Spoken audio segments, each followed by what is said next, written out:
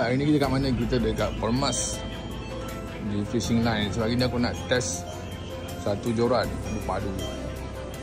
Alright, kita dekat mana? Kita dekat fishing line Permas Jaya. Tapi hari ni aku nak test satu rod ni panggil Shinigami. Kalau kemarin korang tengok Adam ambil Shinigami ke tarap, so hari ni kita nak test dekat kedai bersama dengan Titanium Hawk. Okey. Gila. Jom kita try. Tengok macam mana.